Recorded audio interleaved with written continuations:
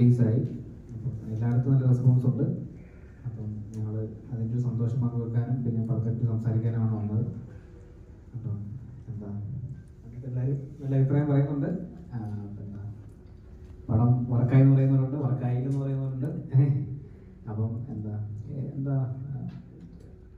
കുറച്ച് നോർമൽ ആൾക്കാർക്ക് പടം നന്നായിട്ട് ഇഷ്ടപ്പെട്ടു എന്ന് പറയുന്നു. കുറച്ച് വേറെ കുറച്ച് ആൾക്കാർക്ക് പടം അത്രയ്ക്ക് അങ്ങോട്ട് കണക്ട് ആയി എന്ന് പറയുന്നു. മൊത്തത്തിൽ നമ്മൾ ഹാപ്പിയാണ്. എന്നെ കുറേ ആൾക്കാർ വിളിക്കുന്നുണ്ട്, പടം കണ്ടിട്ട് ഭയങ്കരമായിട്ട് വർക്കായി അത് വിളിക്കുന്നുണ്ട്. അപ്പം എല്ലാവരും പടം കാണുക, തിയേറ്ററിൽ നിങ്ങൾ പോയി കണ്ടിട്ട് നിങ്ങൾ അഭിപ്രായം പറയുക. എല്ലാവരും നമസ്കാരം. ഇന്നലെയാണ് സിനിമ ഇറങ്ങിയത്. ഇന്നലെ അത്യാവശ്യം നല്ല റെസ്പോൺസുകൾ എല്ലാ സ്ഥലത്തും കിട്ടുന്നു.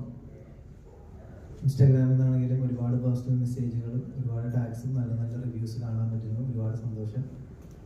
അപ്പോൾ ഞങ്ങൾ ടീമായിട്ട് നിങ്ങളെല്ലാവരും ഒന്ന് വിഷ് ചെയ്യാനും കാണാത്തവർക്ക് ഒരു പ്രൊമോഷൻ എന്ന രീതിയിൽ എല്ലാവരും സിനിമ തിയേറ്ററിൽ തന്നെ കാണാനും ഒക്കെ വേണ്ടിയിട്ടാണ് നമ്മൾ ഈ പ്രസ് മീറ്റ് വിളിച്ചിരിക്കുന്നത്.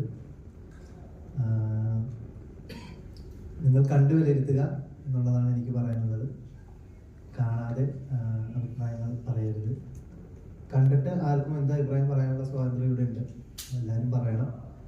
നല്ല അഭിപ്രായങ്ങളും മുഖവിലക്കെടുക്കുക. ഒരാളുടെ മാത്രം കാഴ്ചപ്പാടല്ല ഒരു മെജോറിറ്റിക്ക് ഉണ്ടാവുക. അപ്പോൾ ഒരു റിവ്യൂ നോക്കിക്കൊണ്ടായിരിക്കരുത് നിങ്ങൾ തിരഞ്ഞെടുക്കേണ്ടത്. നിങ്ങൾ കണ്ടു വിലയിരുത്തുക. Thank you. നമസ്കാരം.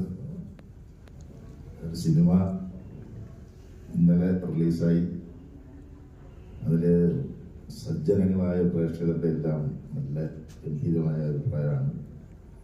അതിൽ വളരെയധികം സന്തോഷമുണ്ട്. ഒരു സിനിമ തിയേറ്ററിൽ വരുന്നത് വരെ അതിൻ്റെ പിന്നിലുണ്ടാകുന്ന അധ്വാനത്തെക്കുറിച്ച് പ്രേക്ഷകരായ നിങ്ങൾക്ക് പ്രത്യേകിച്ച് ആരും പറഞ്ഞറിയിക്കേണ്ട കാര്യമൊന്നുമില്ല. ഇന്നത്തെ കാലത്ത് എല്ലാം വളരെ സുതാര്യമായതുകൊണ്ട് എല്ലാവർക്കും മനസ്സിലാക്കാവുന്ന കാര്യമുണ്ട്. പിന്നെ അഭിപ്രായ വ്യത്യാസങ്ങളുണ്ടാകും. അത് മനുഷ്യ സഹജമാണ്. അത് ആ അഭിപ്രായം പറയുന്നതിൻ്റെ അവരുടെ അറിവിൻ്റെ ആഴവും അതിൻ്റെ ആ വിഷയത്തിലുള്ള അവരുടെ അറിവ് എത്ര മാത്രമുണ്ടോ അതിനെ ആശ്രയിച്ചിരിക്കും ആ അഭിപ്രായത്തിൻ്റെ ബലം എന്ന് പറയുന്നത്. അതുകൊണ്ട് ആ അഭിപ്രായം നമ്മൾ ആ രീതിയിൽ കണ്ടാൽ മതി. കാണണം എന്നാണ് എൻ്റെ അഭിപ്രായം. എല്ലാം സിനിമ കാണുക, കണ്ടിട്ട് സ്വയം ബോധ്യപ്പെട്ടിട്ട് നമ്മൾ അതിനെക്കുറിച്ച് തീരുമാനിക്കുക. എല്ലാവർക്കും നമസ്കാരം. ഇന്നലെയാണ് ദൃഢം റിലീസായത്. അപ്പോൾ ഒത്തിരി പേര് സിനിമ കണ്ടിട്ട് വിളിച്ച് നല്ല അഭിപ്രായങ്ങൾ പറഞ്ഞു. ഞങ്ങളുടെ ടീം ആക്ച്വലി ഹാപ്പിയാണ്. പിന്നെ പറഞ്ഞ പോലെ പടങ്ങളെ കുറിച്ച് പലർക്കും പല അഭിപ്രായങ്ങളായിരിക്കും. രമേശ് ചേട്ടനും ഷെയ്നൊക്കെ പറഞ്ഞ പോലെ ഒരു കാര്യം പറയാനുള്ളത്, നിങ്ങൾ ഒരു തവണയെങ്കിലും സിനിമ കാണാൻ ശ്രമിക്കുക. അത് ഞങ്ങളുടെ ഒരു റിക്വസ്റ്റാണ്. കണ്ടാൽ നിങ്ങൾക്ക് തീർച്ചയായിട്ടും ഇഷ്ടപ്പെടുമെന്നാണ് ഞങ്ങളുടെ ഒരു എന്താ പറയുക, ഞങ്ങളുടെ ഭാഗത്തുനിന്നുള്ളൊരു അതെ. അപ്പോൾ വലിയ അവകാശവാദങ്ങളൊന്നുമില്ല. പക്ഷെ നിങ്ങൾക്ക് സുഖമായിട്ട് എന്താ പറയുക എന്റർടൈൻ ആയിട്ട് കണ്ടിരുന്ന ഒത്തിരി പേര്, അതായത് സാധാരണക്കാരെ ഒത്തിരി പേര് പടം കണ്ടിട്ട് വിളിച്ചിട്ട് അവർക്ക് ഭയങ്കരമായിട്ട് ഇത് വർക്കായി, ഇങ്ങനെ ഒരു ഇത്രയും ഗംഭീരമായ ഒരു ക്ലൈമാക്സ് പ്രതീക്ഷിച്ചില്ല, അങ്ങനെയൊക്കെയുള്ള ഒപ്പീനിയൻസ് ആണ് കൂടുതലായിട്ട് നമുക്ക് കിട്ടുന്നത്. അപ്പോൾ കൂടുതൽ പേരിലേക്ക് പടം എത്തിക്കാനും വേണ്ടിയിട്ടാണ് ഞങ്ങൾ ഇങ്ങനെ ഒരു പ്രസ് മീറ്റിൽ വന്നിരിക്കുന്നത്. അപ്പോൾ കാണാത്തവർ എന്തായാലും തീർച്ചയായിട്ടും പടം കാണുക, അഭിപ്രായങ്ങൾ തുറന്നു പറയുക, അഭിപ്രായങ്ങൾ സ്വീകരിക്കപ്പെടുന്നതാണ്. ഇപ്പോൾ സിനിമയുടെ ഒരു ഭാഗമാണ് ഈ റിവ്യൂ എന്ന് പറയുന്നത്, അല്ലേ? കാലം മാറി വന്നപ്പോണ്ടായ ഒരു ഇതിൻ്റെ ഭാഗമാണിത്. അപ്പോൾ ഇതിൻ്റെ ഒരു അനിവാര്യ ഘടകമാണ്. അതിപ്പോൾ ഏത് ചെറിയ സിനിമയായാലും വലിയ സിനിമയായാലും ഇതെല്ലാം ഉണ്ടാവും. പക്ഷെ കാണണം, കാണാതെ വിമർശിക്കരുതെന്ന് എല്ലാവരും പറയുന്ന പോലെ നമ്മൾക്കും വിമർശിച്ചോളൂ. അതും ഞങ്ങൾ സ്വാഗതം ചെയ്യുന്നു. പക്ഷെ നിങ്ങൾക്ക് തീർച്ചയായിട്ടും ദൃഢം ഇഷ്ടപ്പെടുമെന്ന് ഞങ്ങൾ ഉറപ്പ് തരുന്നു.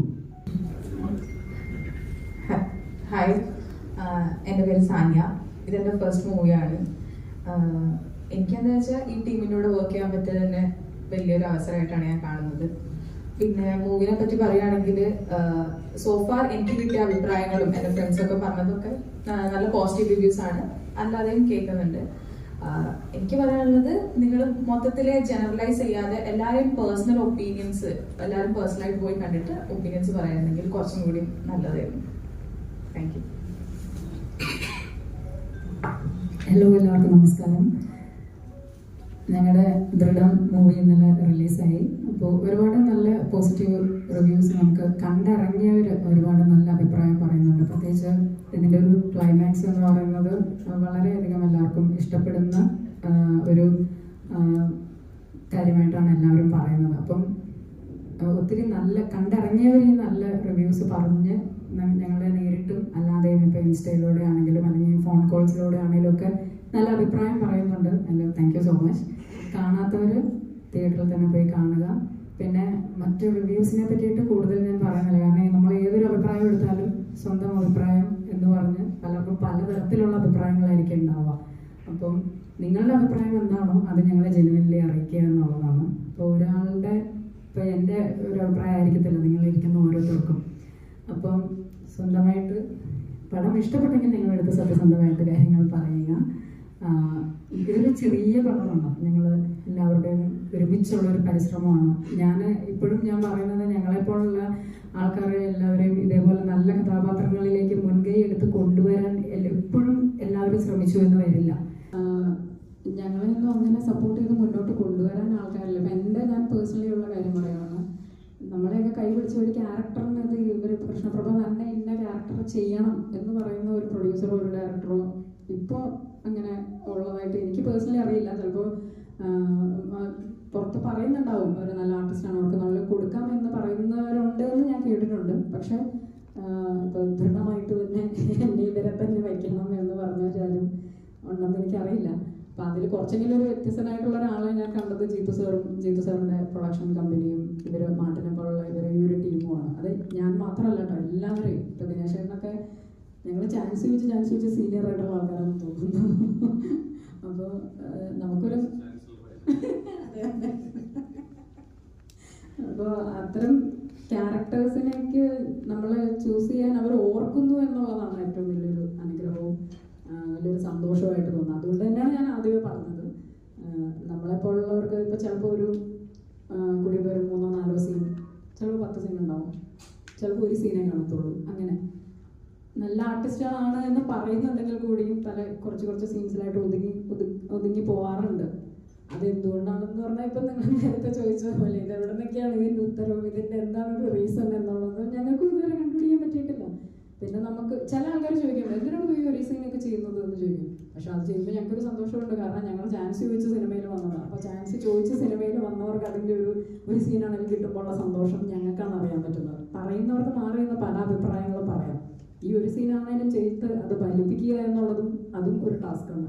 അപ്പോൾ ഞങ്ങളെപ്പോൾ ഉള്ളവരെ നിങ്ങൾ ശ്രദ്ധിക്കുന്നുണ്ടല്ലോ, അതിലാണ് ഇപ്പോൾ ഏറ്റവും വലിയൊരു സന്തോഷം എന്ന് പറയുന്നത്. നമുക്ക് നല്ല ക്യാരക്ടേഴ്സ് കിട്ടണം എന്നുള്ളത് തന്നെയാണ് നമ്മളുടെയൊക്കെ പ്രാർത്ഥന. അപ്പോൾ നിങ്ങൾ ദയവീത് നിങ്ങളെപ്പോലുള്ള ആൾക്കാർ ഞങ്ങളെ കൈപിടിച്ച് ഉയർത്തു സപ്പോർട്ട് ചെയ്യൂ എന്നുള്ളതാണ് റിക്വസ്റ്റ്. സിനിമ തിയേറ്ററിൽ തന്നെ പോയി കണ്ട് അവരവരുടെ അഭിപ്രായങ്ങൾ രേഖപ്പെടുത്തുക എന്ന് തന്നെയുള്ളൂ. ഒരുപാട് നല്ല മെസ്സേജുകൾ, നല്ല സിനിമയാണെന്നുള്ള ഒരുപാട് മെസ്സേജുകൾ ഫോണുകളിലെല്ലാം വരുന്നുണ്ട് നമുക്ക് എല്ലാവർക്കും. ഈ ടീമിൻ്റെ കൂടെ വർക്ക് ചെയ്യാൻ പറ്റിയ ഒരുപാട് സന്തോഷം, നല്ലൊരു കഥാപാത്രം ഇതിൽ ചെയ്യാൻ പറ്റി. അപ്പോൾ എല്ലാവരും തിയേറ്ററിൽ തന്നെ പോയി കണ്ട് നല്ല അഭിപ്രായങ്ങളാണെങ്കിൽ, നല്ലതാണെങ്കിൽ ചീത്തയാണെങ്കിലും അത് രേഖപ്പെടുത്തുക എന്നുള്ളതാണ്. അപ്പോൾ താങ്ക് യു സോ മച്ച്.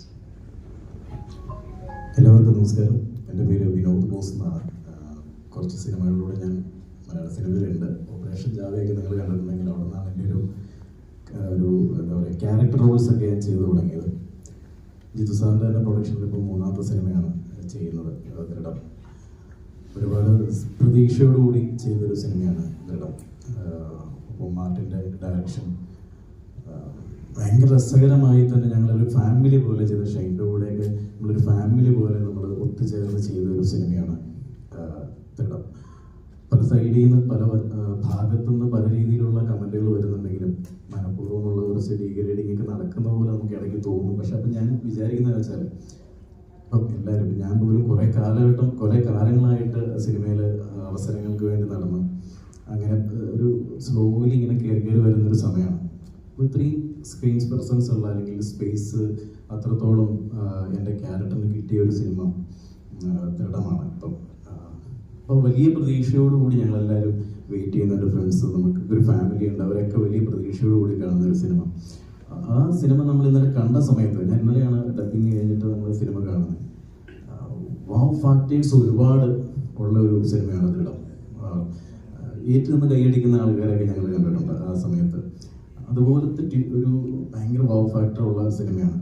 അത് കണ്ടിട്ട് അതിൻ്റെ മെറിറ്റ്സ് മനസ്സിലാക്കി, അതിൻ്റെ കഷ്ടപ്പാടുകൾ, അതിൻ്റെ പിന്നിലുള്ള കഷ്ടപ്പാടുകൾ മനസ്സിലാക്കി അതിന് വേണ്ടിയിട്ട് സപ്പോർട്ട് ചെയ്ത് തന്നെ എല്ലാവരും സംസാരിക്കണം എന്നത് അത് ഓരോരുത്തരുടെ ഇഷ്ടമാണെങ്കിൽ കൂടി അതിൻ്റെ ഒരു കഷ്ടപ്പാട് എല്ലാവരുടെയും, ആർട്ടിസ്റ്റുകളാവട്ടെ ടെക്നീഷ്യൻ്റാവട്ടെ, നമ്മളൊരു ചുമ്മാ തട്ടിക്കൂട്ടി ഒരു സിനിമ ചെയ്തിരിക്കുന്നതല്ല. ദൃഢം എന്ന് പറയുന്നത് അത്ര ഞാൻ പറയുന്നു, നിങ്ങളുടെ ക്വാളിറ്റി ടൈം ദൃഢം കാണാൻ നിങ്ങൾക്ക് ഉപയോഗിക്കാം. മിച്ചമുള്ള സമയം, കുറച്ച് സമയം പോയി സിനിമ കാണാം എന്ന് പറഞ്ഞ് കൊണ്ടൊക്കെ സിനിമ പോലും അല്ല, ക്വാളിറ്റി ടൈം തന്നെ നിങ്ങൾക്ക് ദൃഢം കാണാൻ ഉപയോഗിക്കാം.